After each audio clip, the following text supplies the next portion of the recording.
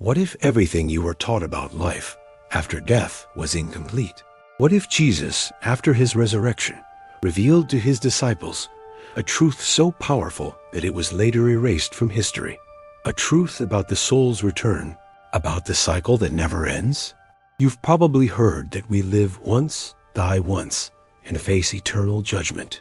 But what if the earliest followers of Christ understood something entirely different?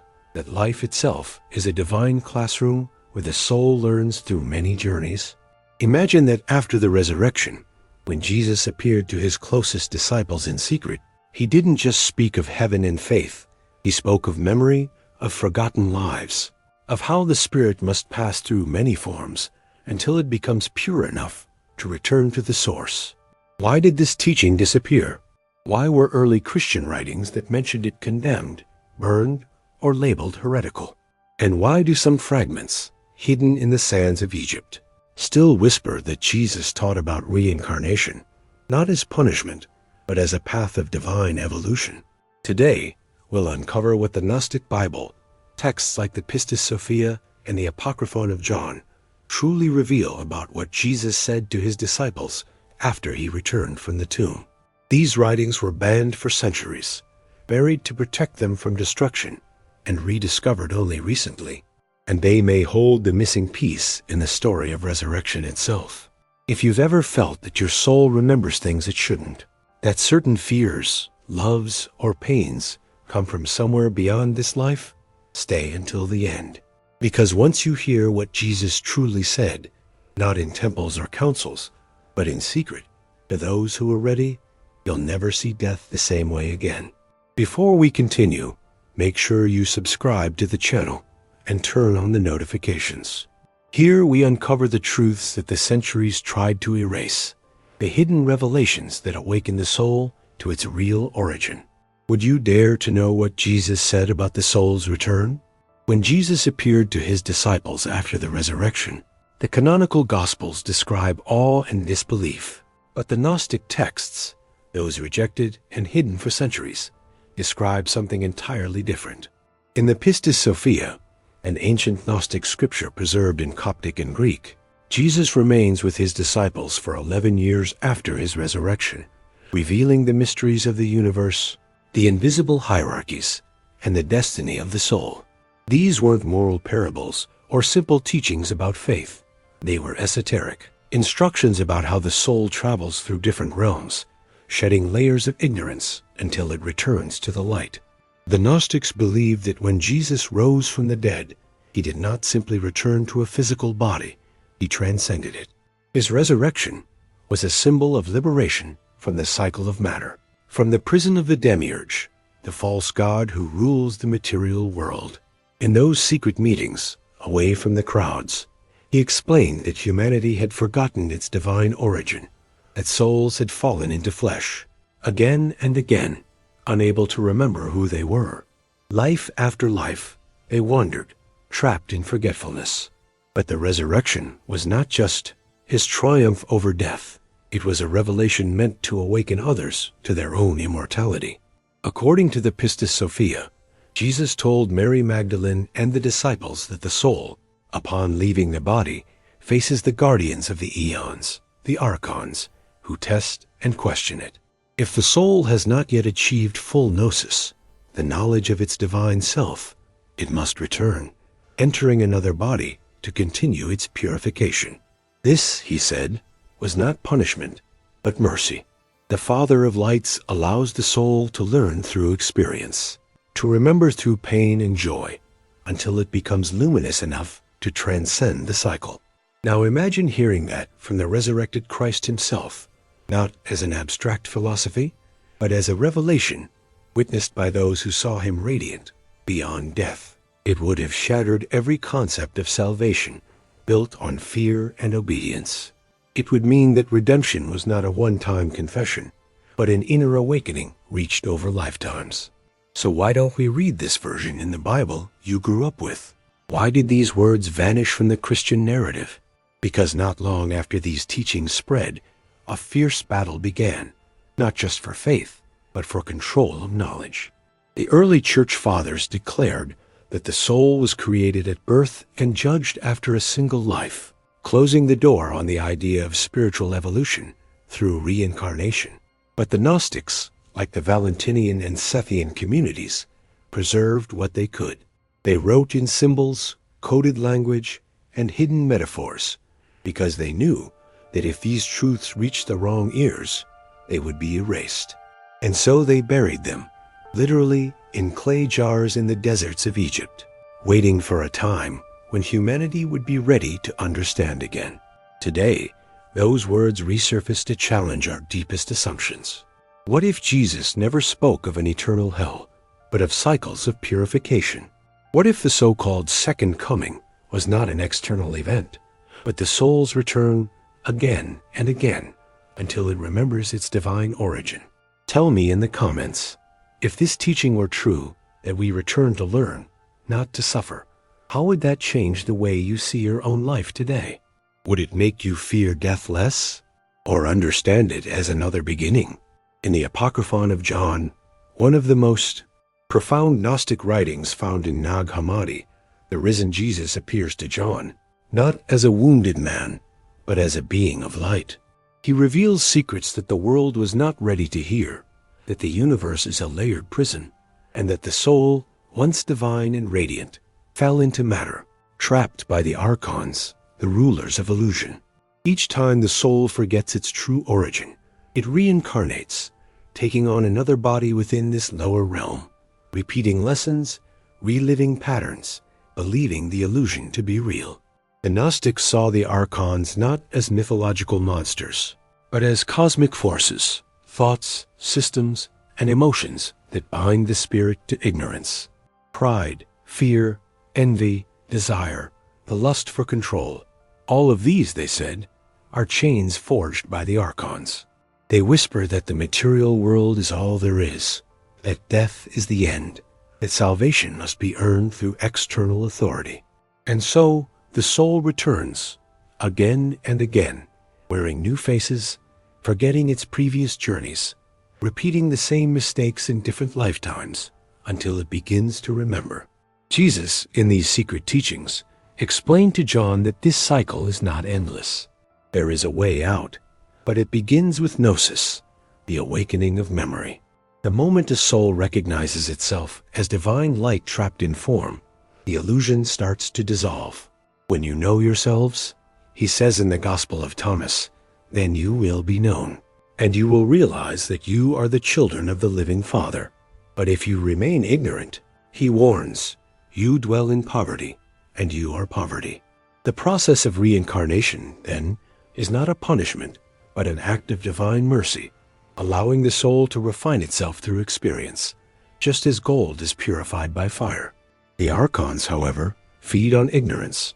They thrive when humans forget. This is why, according to the Gnostics, Jesus descended not only to save, but to remind, to restore memory. His resurrection was the ultimate example of what the soul could do once it awakened: rise from death, transcend matter, and return to the realms of light.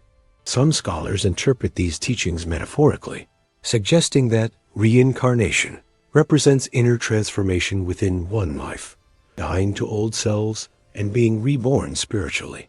But the Gnostic scriptures, particularly the Pistis Sophia, describe it with startling clarity.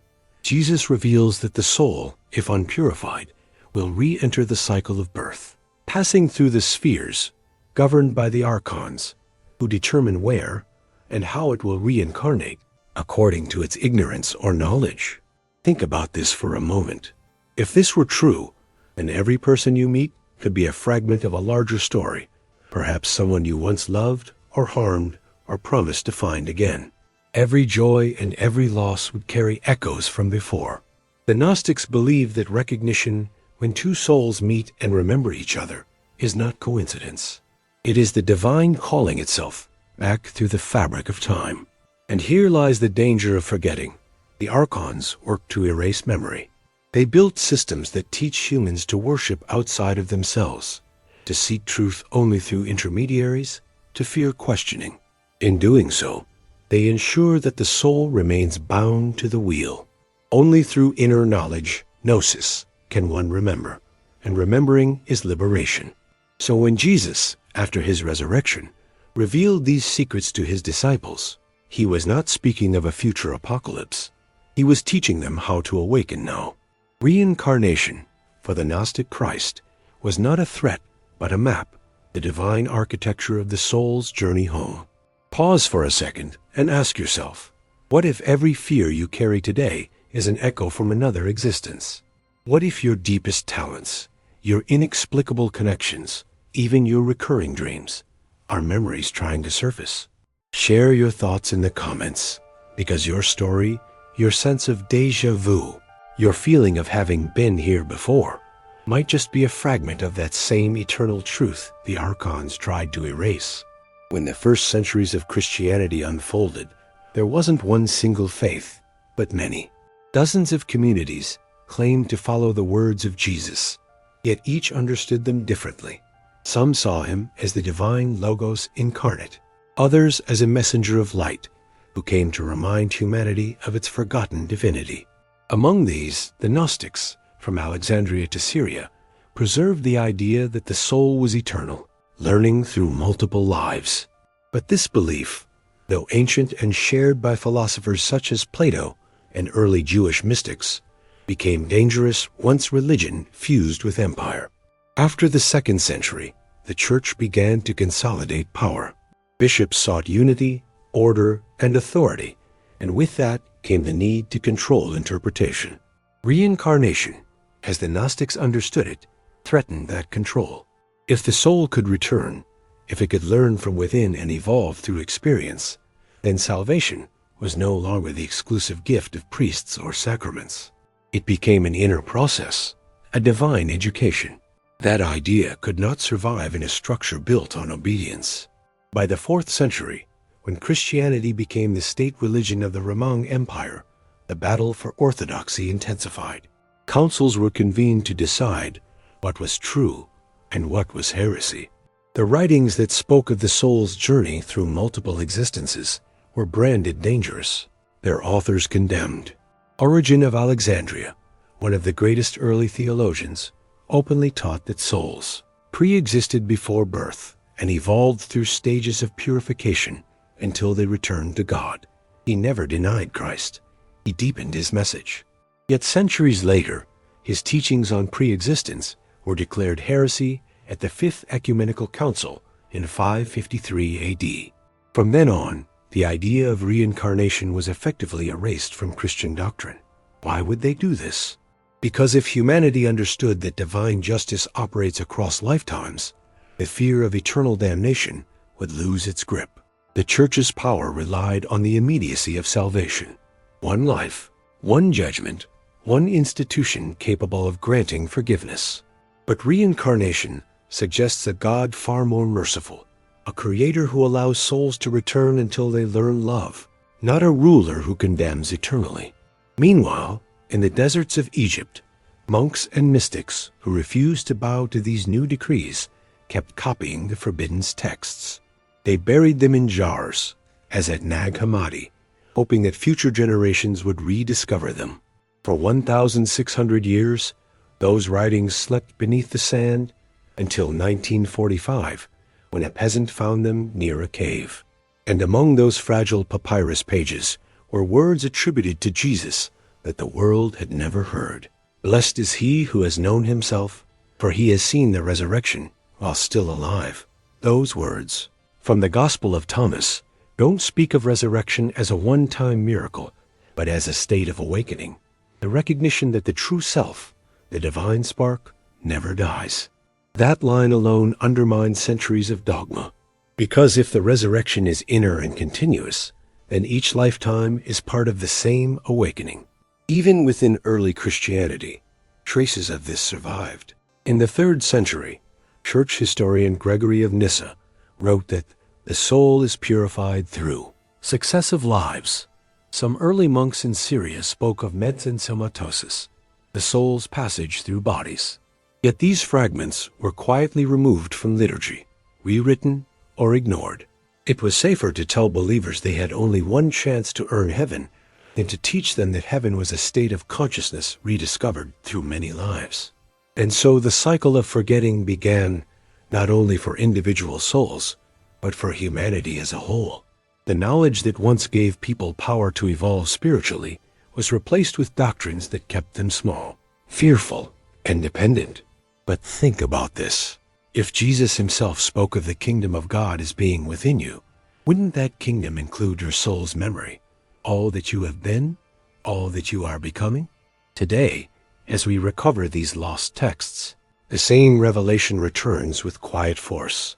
The Christ who rose from the tomb did not come to establish dogma, but to ignite memory. His resurrection was a mirror, showing every soul what it could one day achieve, not in one life, but across eternity. Tell me, what do you feel when you hear that? Relief? Wonder? Or perhaps fear of the unknown? Share it in the comments, because rediscovering these truths is not just an intellectual act, it is a remembrance. And maybe your soul has waited lifetimes to hear it again. In the Gnostic scripture known as the Pistis Sophia, one of the most mysterious and complete texts ever attributed to the risen Jesus, the story unfolds not on earth, but in the vast spiritual dimensions between matter and the divine. After his resurrection, Jesus speaks to his disciples for 11 years, revealing the structure of the invisible worlds, the eons, and the path the soul must travel after death. It is Mary Magdalene who understands him most deeply. Over and over, she is the one who asks the questions others fear to ask. And it is to her that Jesus reveals the hidden laws of reincarnation, or as he calls it, the transmigration of the soul through the spheres. He tells her that when a soul departs from its body, it is immediately drawn upward through layers of light and shadow. Each level is ruled by powers known as Archons, whose task is to weigh the soul's purity.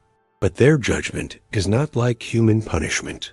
Instead, it reflects the soul's own vibration, its memory, its desires, its attachments. A soul heavy with ignorance and greed cannot rise.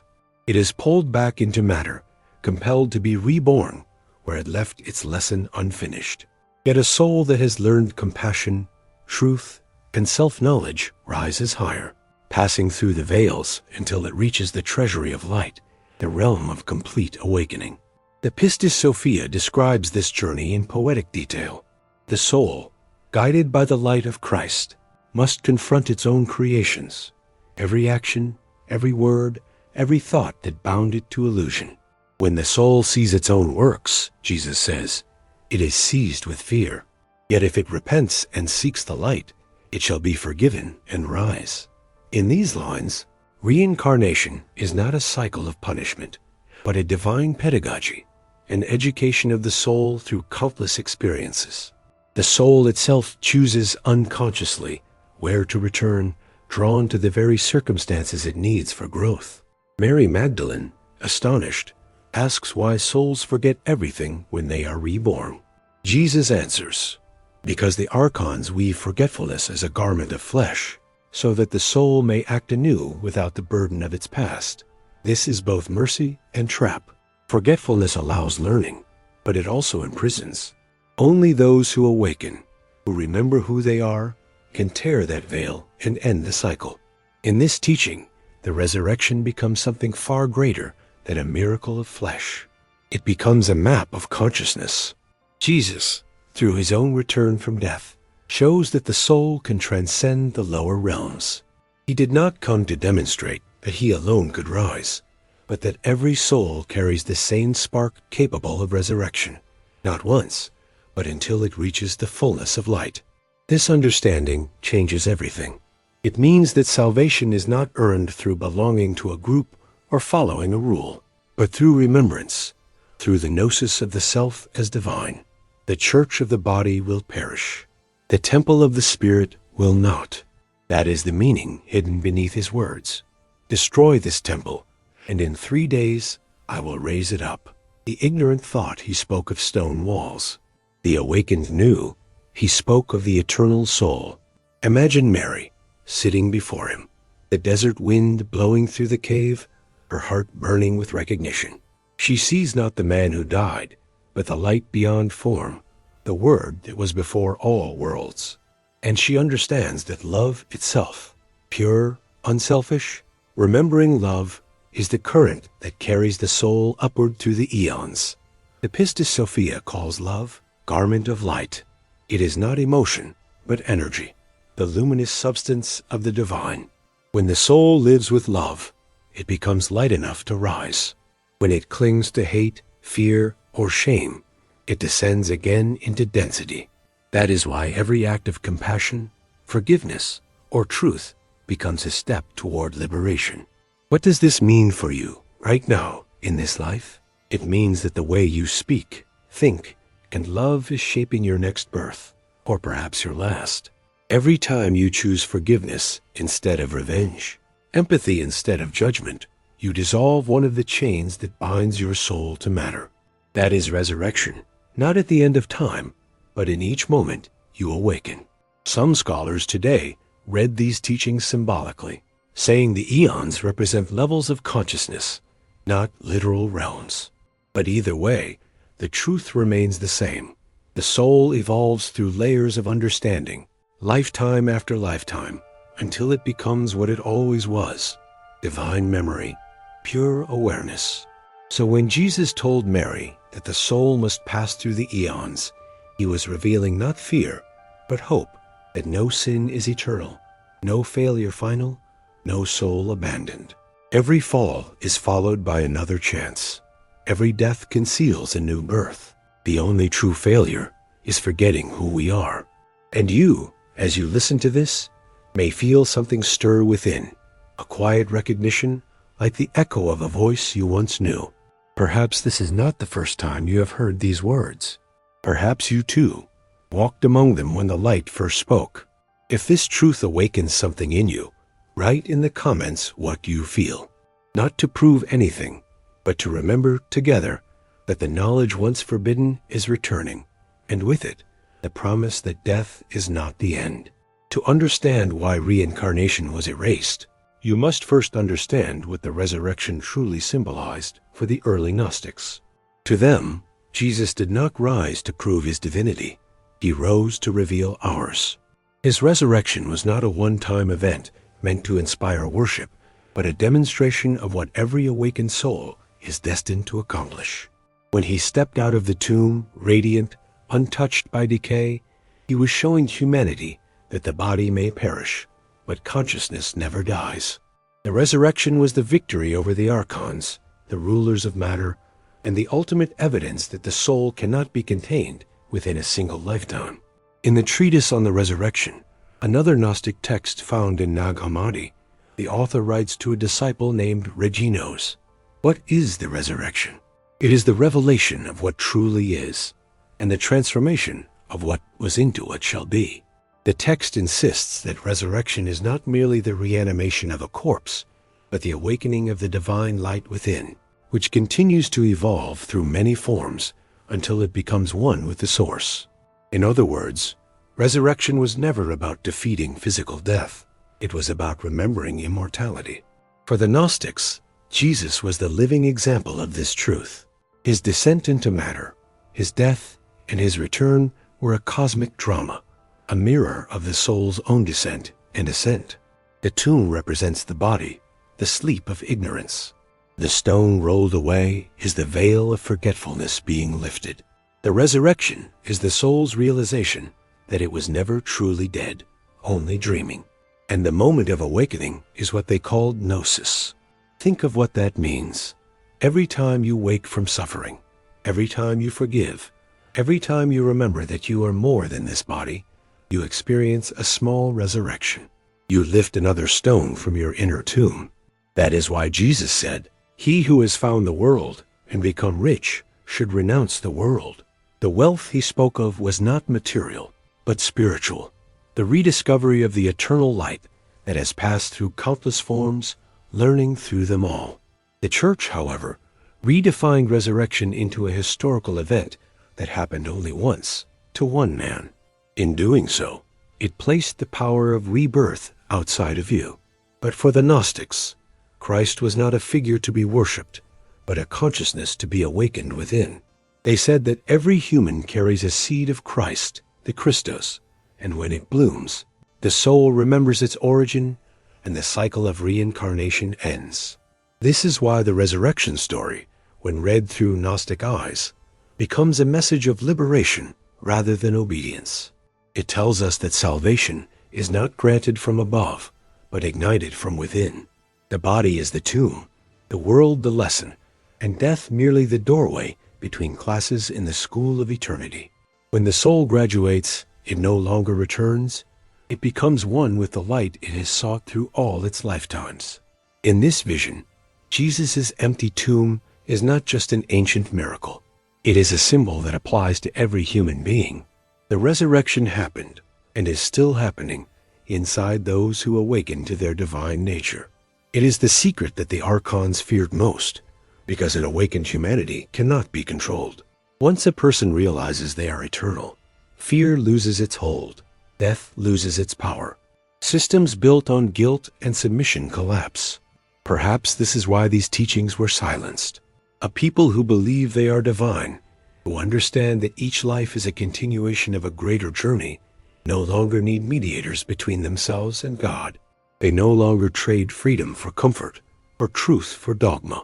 They begin to live as sovereign souls. But even hidden, this truth could not die.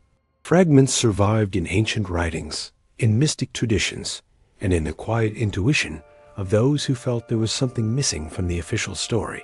Because deep down, the human heart recognizes the pattern, the endless rhythm of birth, death, and rebirth. We see it in the seasons, in the stars, in every sunrise and seed. Life repeats until it remembers.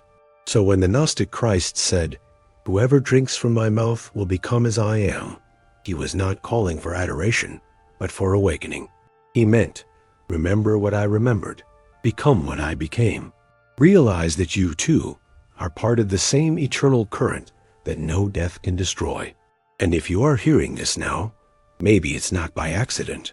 Maybe your soul has been walking this path for lifetimes, waiting for the moment when the words of the resurrected Christ would reach you again. Pause and reflect. What if resurrection is not the end of the story, but the moment your soul begins to remember its true story? Write your reflection in the comments, not for others, but for yourself. Every word you speak from remembrance strengthens the light within you. And perhaps that is what Jesus meant when he said, "You will do greater things than I." He was not speaking to followers. He was speaking to immortals who had simply forgotten. The deepest secret of the Gnostic Gospels is that resurrection and reincarnation are not opposites. They are the same current seen from different sides of the veil. To reincarnate is to keep learning within matter. To resurrect is to awaken beyond it. Both belong to the same divine process, the evolution of the soul toward complete remembrance. The mistake of later theology was to separate them, to make resurrection something that happens once, and reincarnation something forbidden. But in truth, one is the continuation of the other. The Gnostic masters taught that the soul is a spark of the divine light that descended into matter to experience itself. Each lifetime is like a classroom, each incarnation a different lens through which the light understands its own reflection. When ignorance rules, the soul forgets its origin and identifies with its body, its name, its fears. When awareness dawns, the process of resurrection begins within. The soul starts to rise, even while still alive, breaking the illusions of the Archons one by one. In this light, Jesus' resurrection is not just an event of faith, but the archetype of spiritual evolution. He was the first to fully remember, the prototype of the awakened human. His victory over death was not meant to be exclusive. It was an invitation. "Follow me," he said, not to create worshippers, but to show the way. The Gnostics believed that every human soul carries within it the same seed of divinity that blossomed in him. When that seed awakens, the cycle of reincarnation transforms into the journey of ascension. The soul no longer returns unconsciously. It returns with purpose, as a teacher, a guide, a light bearer. The Pistis Sophia and other Gnostic texts explain that the soul that has achieved gnosis can choose its return, not by karma, but by compassion. It may reincarnate to help others, to illuminate dark places, or to correct the imbalance it once caused. These are not punishments, but missions. The awakened soul walks among humanity as an instrument of light, remembering that all are fragments of the same divine body. That is the hidden meaning of Christ in you, the hope of glory. The Christ is not a person outside, but a state of being within. When the Church erased reincarnation, it unintentionally separated humanity from its own spiritual continuity. It made life linear, turning the infinite spiral of existence into a single fragile line. That illusion bred fear, fear of death, fear of judgment, fear of God. But when the soul remembers that it has lived many times, fear dissolves. The Creator ceases to be a punisher and becomes the great teacher. Every pain becomes meaningful, every joy a reminder of the eternal dance between forgetting and remembering. Imagine seeing your entire life as part of an immense tapestry, each thread a past existence, each pattern a lesson learned. You begin to understand why certain people feel familiar, why certain struggles repeat, why your heart carries wisdom beyond your years. You realize that resurrection is not a promise to wait for at the end of time, but a state of consciousness that can be lived here and now. Every act of awareness, forgiving someone, facing your own shadow, choosing truth over comfort, is a small resurrection. In the Gospel of Philip, it is written, "Those who say they will die first, and then rise, are in error. If they do not first receive the resurrection while they live, when they die they will receive nothing." This line terrified the early church because it declared salvation and inner awakening, not a ritual or belief. It declared that the kingdom of God is an inner remembering, accessible to all. And so, the final revelation of the Gnostic Christ is this: resurrection and reincarnation are the two wings of the same soul. Through reincarnation, the soul descends to learn. Through resurrection, it ascends to remember. The journey ends only when learning becomes pure light, when the traveler realizes it was never separate from the source it sought. That is why the Gnostics said that death is not the opposite of life, but of ignorance. Once knowledge, gnosis, fills the heart, the cycle ends. The soul no longer returns out of need, but out of love. It becomes what the ancient texts call a luminous being, one who walks in both worlds, teaching silently by presence. Perhaps that is the secret meaning of the words, "I am with you, always, even unto the end of the age." Christ was not promising to remain as a man, but as consciousness, the eternal flame that accompanies every awakening soul through its many journeys. When you awaken, you realize that the resurrected Christ has never left, because he was never outside of you. So ask yourself, what if resurrection has already begun in you? What if the memories that stir when you hear these words are fragments of lives long past, calling you to remember? If this message resonates with something ancient within you, something you cannot explain, but deeply feel, write in the comments what you remember, even if it's only a feeling. Because each remembrance shared reignites the flame that centuries of silence could not extinguish. And together, as seekers, we keep alive what the world once buried, the knowledge that every soul is on its way home. Now you know why the forbidden texts were hidden, not because they denied Christ, but because they revealed too much of him. The Gnostic Bible does not show a distant Savior demanding worship, but a living teacher whispering a secret. You are immortal, and you have been here before. His words to the disciples after the resurrection were not meant to create a religion, but to awaken a lineage of remembrance. Every time a soul remembers its divine origin, the Archons lose their hold and the prison of ignorance cracks open. The resurrection, then, was never a single miracle locked in history. It was a code, a demonstration of what each soul can achieve. To reincarnate is to learn. To resurrect is to remember. Every life you've lived has been preparing you for this very realization, that you are the traveler and the light that guides the way, the question and the answer, the seeker and the found. When Jesus told Mary Magdalene that the soul passes through many forms until it becomes pure light, he was revealing the law of divine evolution. That truth was too vast, too liberating for institutions that wanted obedience. So it was buried, erased from gospels, hidden in caves, and silenced by centuries of doctrine. Yet here you are, listening across time, feeling something stir inside that no authority can erase: recognition. The ancient Gnostics called this moment Anamnesis, the act of remembering what the soul has always known. It is not new information. It is ancient memory awakening in you. You begin to sense that the struggles of this life are continuations of lessons begun long ago, that the people you meet are mirrors from other chapters, and that every sorrow carries the seed of wisdom. Nothing is wasted. Nothing is random. And perhaps that is the real resurrection. The moment you stop fearing death, because you finally understand that death is just a doorway, a passage from one classroom to the next. The light does not end. The story continues. And you, who are hearing these words, may already be closer to the end of your cycle than you realize. Maybe this lifetime is your awakening, the one where you remember fully who you are. But knowledge alone is not enough. The resurrection must be lived. Every act of love, every moment of compassion, every choice to forgive is a spark of that same light Christ revealed when he stepped from the tomb. It is how the divine expands itself through you. When you love, you rise. When you awaken, you resurrect. When you remember, you return home. If this message has awakened something inside you, a sense of ancient familiarity, a whisper that says, "I have known this truth before," then let it move you. Write in the comments what your soul feels in this moment. Do you sense that you've walked this path before? Do you feel the pull of a memory you cannot name?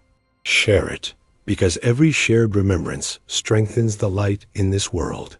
And if you wish to continue uncovering what was hidden, the forbidden teachings, the secret words, the revelations that were once buried to protect them, subscribe to this channel and stay close. Each week, we will unearth another fragment of the forgotten truth. Together, we will restore the map that leads the soul back to its source.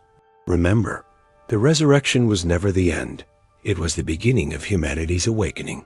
The tomb opened once, but the door it revealed has never closed. The same light that rose then still rises now in every seeker who remembers. The question is, will you let it rise in you?